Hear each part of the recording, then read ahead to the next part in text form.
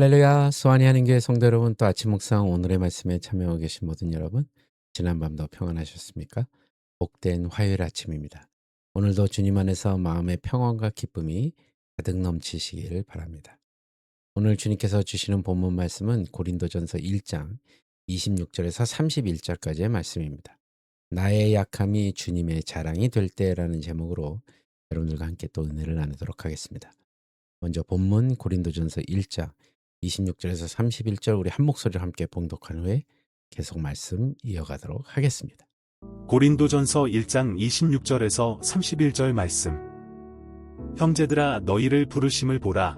육체를 따라 지혜로운 자가 많지 아니하며 능한 자가 많지 아니하며 문벌 좋은 자가 많지 아니하도다. 그러나 하나님께서 세상의 미련한 것들을 택하사 지혜 있는 자들을 부끄럽게 하려 하시고 세상의 약한 것들을 택하사 강한 것들을 부끄럽게 하려 하시며 하나님께서 세상의 천한 것들과 멸시받는 것들과 없는 것들을 택하사 있는 것들을 폐하려 하시나니 이는 아무 육체도 하나님 앞에서 자랑하지 못하게 하려 하심이라. 너희는 하나님으로부터 나서 그리스도 예수 안에 있고 예수는 하나님으로부터 나와서 우리에게 지혜와 의로움과 거룩함과 구원함이 되셨으니 기록된 바 자랑하는 자는 주 안에서 자랑하라 함과 같게 하려 함이라. 아멘. 성경은 우리에게 세상의 가치관을 뒤집는 놀라운 역설을 제시합니다. 우리가 강함을 갈망할 때 하나님은 우리의 약함을 주목하시고 우리가 완벽을 포장할 때 하나님은 우리의 부족함을 통해 일하십니다. 오늘 본문 고린도전서 1장 26절에서 31절의 말씀을 통해서 우리 인생에 깨어진 틈 사이로 흘러들어오는 하나님의 위대한 은혜를 깊이 묵상해 보고자 합니다. 당시 고린도 교회는 은사가 풍성하고 활력이 넘치는 교회였지만 동시에 심각한 파벌 싸움과 분열로 몸살을 앓고 있었습니다. 사람들은 서로를 비교하면서 누구의 가문이 더 훌륭한가, 누가 더 철학적 지혜가 뛰어난가, 누가 더 유력한 지도자의 줄에 서 있는가를 따지면서 세상의 계급 구조를 교회 안으로 그대로 들여왔습니다. 이러한 영적 교만을 꺾기 위해 사도 바울은 아주 뼈아픈 질문을 던집니다. 형제들아, 너희를 부르심을 보라. 바울은 그들의 과거를 직시하게 합니다. 사실 그들이 처음 복음을 받아들였을 때를 돌이켜보면 세상의 기준으로 볼 때 문벌 좋은 자나 지혜로운 자, 권세 있는 자가 그리 많지 않았습니다.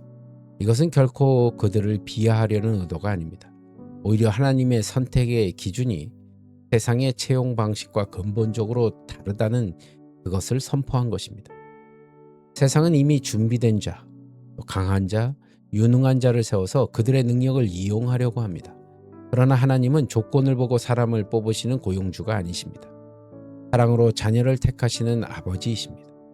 하나님은 오히려 세상에서 미련하다고 손가락질 받는 것들, 약해서 짓밟히는 것, 또 비천하고 멸시받는 것들을 선택하십니다.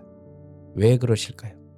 지혜롭고 강하다고 자부하는 자들의 교만을 부끄럽게 하시고 오직 하나님의 주권적인 은혜만을 드러내시기 위함입니다. 이것이 바로 하나님 나라의 독특한 운영 방식인 기드온의 원리입니다.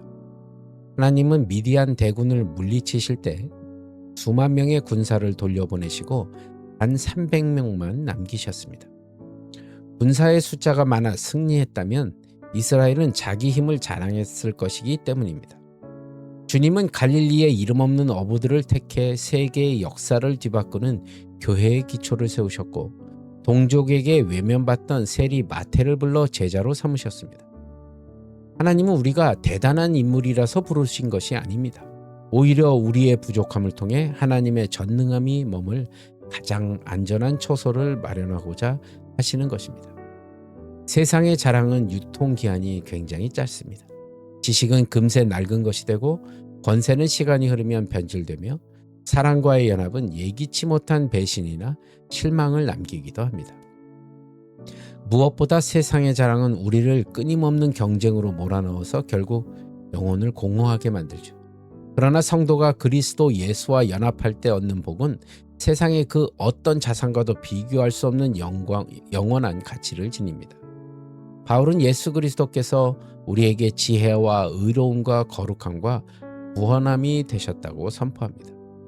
인간의 수사학이나 철학으로는 도저히 이해할 수 없는 하나님의 그 신비로운 구원을 깨닫게 하시죠. 죄의 얼룩으로 가득한 우리가 거룩하신 하나님 앞에 당당히 설 수 있는 자격을 또한 주십니다. 속된 세상의 물결에 휩쓸리지 않고 하나님을 닮아가는 그 구별된 삶을 살 수 있는 힘을 허락하시죠. 또 죽음과 심판의 공포에서 우리를 완전히 해방하여 영원한 생명을 보장해 주십니다. 중요한 것은 이 모든 신령한 복이 우리의 노력이나 업적, 성품의 대가로 주어지는 것이 아니라는 사실입니다. 이것은 오직 예수 그리스도라는 선물 안에 있는 포함된 패키지입니다. 그러므로 성도의 자랑은 이제 방향이 바뀌어야 됩니다. 내가 무엇을 가졌는가라는 소유의 자랑에서 내가 누구 안에 있는가라는 소속의 자랑으로 옮겨져야 합니다. 자랑하는 자는 주 안에서 자랑하라라는 말씀은 우리 인생의 영광의 화살표를 모두 주님께 돌리라는 거룩한 초대입니다. 주님 한 분만으로 충분하다는 고백을 가질 때 우리는 더 이상 세상의 평판이나 인정에 목매일 필요가 없는 진정한 자유인이 된다는 사실을 잊지 마시기 바랍니다. 우리는 종종 자신의 부족함 때문에 깊은 우울에 빠지곤 하죠. 남들보다 뒤처진 배경이나 지울 수 없는 과거의 실수, 또 고쳐지지 않는 연약한 성정 때문에 스스로를 내다버린 깨진 그릇처럼 여기며 자책하곤 합니다. 그러나 하나님 나라의 문법에서 이 약함은 결코 핸디캡이 아닙니다. 오히려 그 갈라진 틈 사이로 하나님의 은혜라는 찬란한 빛이 가장 아름답게 새어나오기 때문입니다. 여러분, 자신의 약함을 부끄러워하거나 숨기지 마십시오. 사도 바울은 자신의 육체의 가시를 제거해달라고 3번이나 간절히 기도했지만 주님은 내 은혜가 내게 족하다라고 말씀하셨습니다. 바울은 그때 깨달았습니다. 자신이 약할 때 비로소 하나님의 능력이 온전하게 머문다는 사실을 말입니다. 하나님은 우리의 완벽함을 자랑하는 쇼케이스를 원하시는 것이 아니라 우리의 진실함과 주님을 향한 철저한 의존함을 통해 일하십니다. 당신의 부족함은 하나님이 임재하시는 거룩한 통로라는 사실을 기억하십시오. 그리고 시선을 사람, 세상에서 주님으로 고정하시기 바랍니다. 세상에 줄을 잡으려고 애쓰는 인생은 줄이 흔들릴 때마다 함께 흔들립니다. 세상의 인정에 뿌리를 둔 행복은 그 사람이 돌아서면 금세 무너집니다. 그러나 우리 인생을 근본적으로 충만케 하시는 분은 오직 예수 그리스도뿐입니다. 세상의 지혜는 결국 우리를 빈손으로 만들지만 하나님의 지혜인 예수님은 우리에게 필요한 모든 것, 그 이상의 풍성함을 약속하십니다. 사랑하는 성도 여러분, 하나님은 결코 실수하지 않으시는 분이십니다. 여러분이 지금 겪고 있는 그 결핍과 남몰래 흘리는 눈물, 그리고 스스로 실망스러운 그 아픔조차 하나님은 새로운 걸작품을 빚어가시는 소중한 재료로 사용하십니다.